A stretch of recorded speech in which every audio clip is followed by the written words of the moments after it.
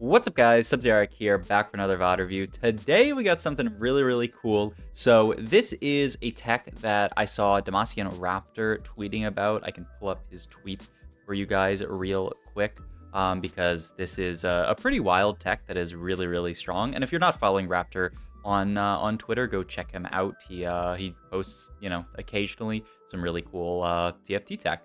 But yeah, it's like a Zyra carry board. We were playing 4 Bruiser around Zyra. You can fit a bunch of units onto this board, so these guys fit. You can also just play more Vertical Sage and stuff. But the main idea is that Zyra is just kind of a broken unit. In the early game, Zyra can carry you to fast 8 and in some cases fast 9.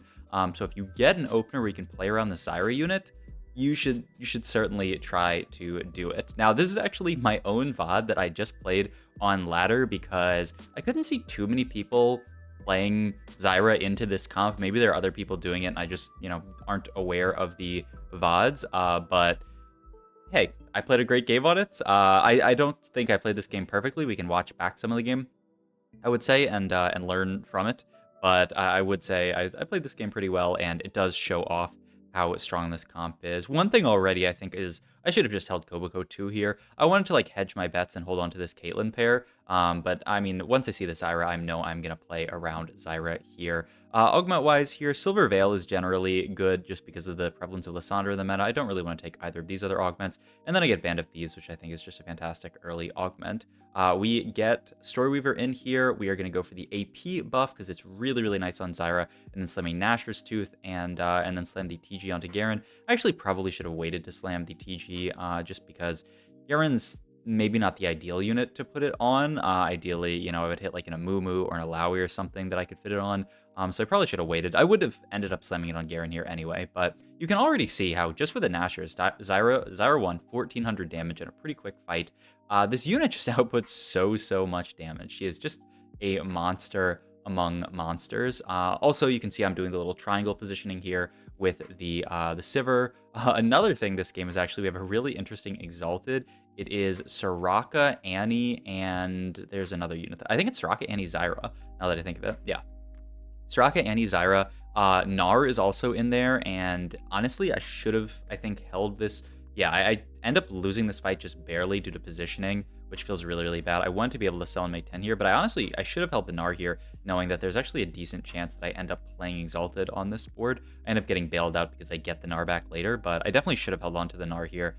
Because I can look at just playing Exalted at level 5 with this board. So yeah, this is, a very good comp with this Exalted. I would say even without this Exalted, it's insane, as you'll see later on with how the game goes. But I mean, yeah, this is overall a decent opener. I wish I could have lost, or I wish I could have won that last fight, but I played against a pretty strong board. I'm like, oh wait, there's Gnar in the Exalted. Okay, I'll look for Gnar because he fits so well as a Warden, right? So it's just kind of super chill. And there's also a Gnar on Carousel here with a Rod, which could be Ionic Spark.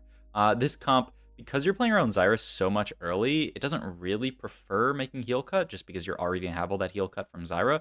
But you do kind of need it later just because she's not able to heal cut the entire board. But as you can see here, we can level for the Gnar, get this rocket in, and boom, that's 3 Exalted. And start making us some gold, and we still get to make 10. We still get to play a pretty strong board. You'll also note that this board is all 1-star units, but I've won 2 out of 3 fights so far. This is like, in many ways, a pretty weak board. We didn't 2-star anything, but it's still pretty strong just because of the unit quality, just because of how much damage Zyra can output. Honestly, Garen is pretty solid nowadays as just a frontliner, though obviously Garen 2 would be really nice. We get this encounter here, which is Teemo, so we can reroll all of our augments. It's just kind of chill. Not amazing, but not terrible. And we actually get another ribbon here, which I really want to fit in because look at that. She fits beautifully on the board. Now we get Altruist in, and yeah, this is the board that we're going to play around. Ideally, our level up is actually this Rek'Sai, so I end up holding onto that because Rek'Sai is Bruiser and Dryad here, so it all kind of pieces together really well. Oftentimes when you're playing this board, you don't really care about holding the Sivir. Normally when you do play Storyweaver, you want to play towards some kind of like trick shot setup, but because we're not playing around that, we don't really need to hold on to the Sivir, so I end up holding the Rek'Sai over the Sivir here because, it's a very easy addition onto this board. Big thing here, I would say probably the most high roll part of the game is that I natural this Zyra 2. Normally, you would likely have to roll at 3-1 or 3-2 a bit to find the Zyra 2. Zyra 2 stabilizes you really, really hard. And so now with Zyra 2, I'm basically like, okay, I don't have to roll this stage. My board is going to be insanely strong. So I would say that's a bit high roll, but you know, it's not outside of the realm of possibility to find a 2-star 2 cost. I've had Sen 2s much earlier than this. I know this level up is going to spike my board really, really hard, and I start looking around the lobby, and I see a decent number of people who I would like to level versus. You know, this person has a Gnar 2, there are a few other people, that person has a Senna with 3 items, so I do want to just level for this here to spike my board as much as possible, and I say if I fight someone really strong, I will actually slam the Sunfire. Like I said, it's not the best item to slam here, because we already get the heal cut from the Zyra, but it's an item to slam, and I want to go for a win streak here, and it's not the end of the world to make a Sunfire, because late game, yeah, Zyra can't hit everybody. I wasn't actually sure what augment you'd like to go here. There aren't a lot of stats for this comp because it's a pretty uncommon comp. I think Combat Caster has to be fantastic, but Slammin' also has to be really good. I end up just going for Combat Caster, but I'm really not sure what the best choice is here. I mean, Unified's not even bad either, but yeah, I end up going for Combat Caster just because I think it's a really, really nice augment. Especially, we're going to be playing Silas on our board later. Combat Caster seems fantastic with him dashing in and then getting a free shield. Stuff like Morgana getting shield doesn't seem bad either, so yeah, I feel like Combat Caster has to be really good. It's also just, in my opinion, slightly overtuned augment.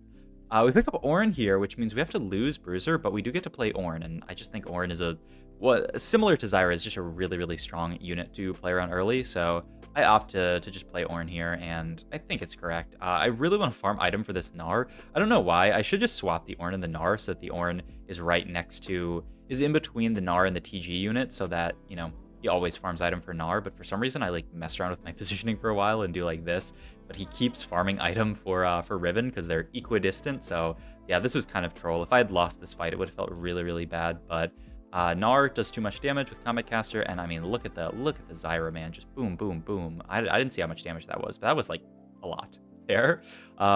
This is actually a pretty scary carousel for me because there's not a lot of 3 costs I want to play around here. I'm like, I could take the Soraka, I guess, and have a random Soraka too, but I don't really want to play around that. I end up just taking the Amumu here because, I mean, the Amumu is like the only one I can actually play around. He kind of fits on the board as a Warden. I could even think about getting out of this Garen at some point, but yeah, I mean, I'm like, I have to pick up something to play here or else I'm going to be insanely far behind on board strength. Level up for the Amumu here, and I am just going to play this as my board now with a random Amumu too. It'll be nice maybe to farm an item onto Amumu so I can do something like this. And yeah, just have Ornn farm for Amumu, which is really, really cool. Though he does end up getting shrouded, which feels a little bit bad. But I mean, look at this. We're fighting a Kai'Sa 1. I know it's only Kai'Sa 1 and their board's not insane. But I mean, Kai'Sa 1 does a lot of damage. But I mean, just look at the damage output from this Zyra, man. Zyra 2 with 1 item. Okay, I mean, 2k, but it was a pretty quick fight. Like, come on, come on. And my entire board's just doing well. I feel like the Storyweaver board just has so many options that you can play around, so much stuff that fits together. We get to pick up an extra Riven here. We get to pick up an extra Gnar, which lets us move items over to Amumu, which is fantastic because he's where I want my items to be. So this feels really, really good, and I'm just one more fight away from potentially 8-streaking with this board off of really just a Zyra 2 and then eventually the Amumu 2. But those are my only 2-star units, right? This entire game so far is this Zyra 2 and me picking up this Amumu 2. And these fights don't even look close. I mean, this is obviously a Fortune player, but still, like, all of these fights just seem insane for me. I do pick up a Lilia here, and I'm like, maybe I'll play towards Lilia. You guys will see later this game what the board I end up playing towards is. Oh, and speaking of the board that I'm end up playing towards this, I'll probably do a tactor guide for this comp. So if you guys are interested in seeing a guide on some items that are good on units, about how to play the board, like just generally what the board is, I'll definitely have that in the comments down below, so go check that out. Please leave a like. I should have said that at the start of the video, but honestly, like, come on, everybody watches all the way through the video. Item-wise here, the only slams that really make sense are GS Guardbreaker, and I am on an 8 streak. I want to slam as much as possible, so I just say, okay, fine, GS Guardbreaker seems fine. Those are also going to be pretty decent items later on to something like a Morgana, because she's going to hit a lot of units, rock Guardbreaker, and do a bunch of damage, and she already kind of has a mana item in the Nashor's Tooth, so it's enough. Also, I assume Zyra's pretty good with Guardbreaker because those the little saplings, they're not really saplings, the little plants hit a lot of different units. We can pick up New Recruit here. I just love this whenever you're going fast 8 because it just allows you to find 2-star 4 costs. And I want to roll a little bit here. I don't want to roll too deep though. And the second I see Soraka 2, I'm like, okay, this is probably enough Actually, I think I want to roll for one extra unit to fit in here, and I find the Wukong here, which is fantastic. I'm like, I just want to find one upgrade. If it's a Behemoth, that's fine. If it's, whatever, that's fine. Wukong fits so well, right? Because he's Sage and because he's Heavenly. So it's a really, really nice pickup on 8. But yeah, normally you're pivoting into like a Bruiser version of this board here. That's why I'm holding the Atrox, the Riven, the Silas, and then normally you fit the Galio in. But because I have this Amumu too, I kind of feel like I have to play around this board. So I just stick it out on this board for now. But yeah, normally you're playing 4 Bruiser plus Zyra plus like whatever else you can fit in. Morgana usually fits in very well. The Soraka fits in pretty well. The Diana fits in. The Wukong like we have here fits in. If you hit like Rakan, that can fit in. There's so many things you can fit on this board. It's the other reason why I ended up picking to recruit here is because there's just so many units you can fit. When I've played this board, I played one game of this board earlier today, and one of the things that I struggled with is there's just so many units you'd like to put on this board, so I feel like New Recruit should be so good. But look at this. Lilia 2 board, obviously they have Golden Egg, but we kind of stomp a Lilia 2 board. I mean, that's pretty good. I know they're down a Prismatic, but in some ways we are also kind of down a Prismatic. We just got the Fawn portion of it. We didn't actually use the Duplicator. Speaking of Duplicator, okay, no speaking of Duplicator. It doesn't make any sense, the transition. But we pick up a Morgana here, and we pick up another Morgana here, and now because we have so many pairs, I'm like, okay, I feel like I kind of have to roll here a bit.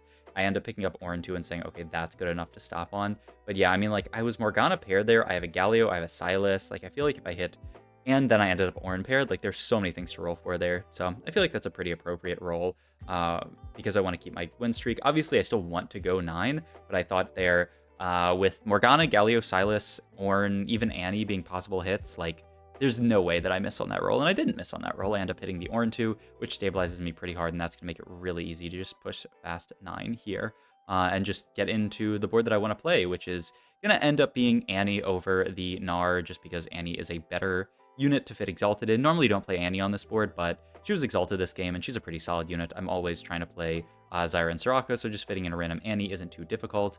And yeah, something like this is what I think that I'm going to end up playing around. The Rakan is a fantastic unit to get in because he's Ultras. This is also a really close fight, but Wukong actually clutches it out for us. So very, very big fight for Wukong to win. And now it's just very, very easy. We get to level pretty soon. Because of Exalted, it makes sense for us to level on 5-2 actually, because we're 12 out of 72 here. So it'll be on tempo to level at 5-2, and I'm also not like feeling like I have to level up here. I'm looking for Silas item plus something else here. I'm looking at this adaptive helm here because that seems pretty good on a Silas. And the question is, what is my other item here? It's probably not Last Whisper Renan's. It's either Gwinsu or Nashor's Tooth. I end up just going the Nashor's Tooth and throwing it onto Morgana. It probably should have gone on Zoe here. I mean, Zoe's a better carry right now, and I'm going to sell her later, so it's easier. Morgana, Nashorsing or slowing the backline is really, really nice, though. So it's hard to say, but yeah, I think it should have just been on Zoe for now. But as you can see here, I get to go level 9. I have a lot of gold to roll with. I can actually slow this down a bit. This was a tough roll down for me because I'm just trying to figure out what my board should actually be. I start pivoting a lot of the units in, but I want to pick up stuff like Silas too. I buy the Soraka, and then I'm like, okay, I don't need this. I don't want to play Hui on the board. At least I find a Morgana too, which is something to write home about, I guess. We end up getting the Aatrox here, but I'm kind of like, okay, how am I even fitting this Aatrox here? Okay, I'll just cut the Azir because Azir's not doing anything. And so this ends up being my board here, and I'm going to move some items to Silas. Sadly, we're stuck on Silas 1, and I even just throw the Sunfire on Annie just to greed for a better third Silas item. That's another thing that I'm not sure if that's right or wrong. I mean, it allows me to greed for a better Silas item, and Silas is certainly a carry in this comp. As you can see there, 3k damage from just a Silas 1. Another thing is I sell my extra Morgana, which was probably incorrect as well. I have a duplicator and I'm pretty rich on level 9. I think I should have just waited it out. But here, I find Wukong pair, I find Lissandra pair. I'm like, okay, I can actually move items around. I need to make this Wukong 2. I need to get this Lissandra 2 in, or Lissandra in, so I opt to put her in and just sell the Ornn at this point. The Ornn's not really doing much on this board, so I'm getting towards a more standard version of the board. If I was quicker, what I probably should have done here is just dupe the Lissandra and then thrown all the items onto her. Instead, I end up in the situation where Morgana's holding items, and Morgana's a perfectly serviceable item carry, but obviously Lissandra would be Lissandra 2 with 3 items. She could farm us items. She could also just, be a huge nuisance. So Feels kind of bad that I threw the items on Morgana, but hey, look, like I said, it's not a perfect game, but I think it shows off the comp very well. Picking up the Wukong too is fantastic for us here. I also get to move the TG over to Wukong, which feels really good. I have so many pairs here and the duplicator. I'm like, I need to roll and just boom, boom, boom. Hit Annie 2, Riven 2, and Lysandra 2. So now I'm still sitting with the duplicator. I'm like, what am I going to do with this? Maybe I could use it to make Galio 2 or something, but it's a little bit awkward that I am down this duplicator. But hey, I mean, it's never bad to just hit everything. But yeah, the only downside is that I have these items stuck on Morgana instead of Lysandra. But as you can see, look at the damage that Morgana puts out. Like, and the slow. She dealt 7.3k damage there. She is a very strong carry in her own right, especially once you get to late game. You know, she can just snipe out backliners, slow them, and do a ton of damage to them. So yeah, don't sleep on Morgana as a carry. I think I would, you know, Lysandra 2 probably better than Morgana 2, but do not sleep on the Morgana whatsoever. She does some work here, even with, you know, just one of the things I love about this comp actually is I feel like there are no items that are like necessary. You know, there aren't like you need this item on Morgana or you need this item on Sylas. Like they kind of just take whatever items and hey, maybe as we get further into like people playing this comp, it'll develop and people will be like, oh, you actually do need this item. But right now it feels like the items are very, very flexible. The only scary thing about this setup, because I have items on Morg, is that I'm good in like AoE matchups, but in matchups where there's one super tank like that Gnar matchup, it's really hard to actually kill the Gnar. So feels bad that I end up actually losing that fight, but it's not the end of the world. Somebody's pinging this guy's Lilias, but he only has 5. I got scared for a second. I was like, does he have 7 or 8 Lilias or something like that? And I'm just missing it, but no, that's just 2 Lilia ones. So I'm like, okay, who cares?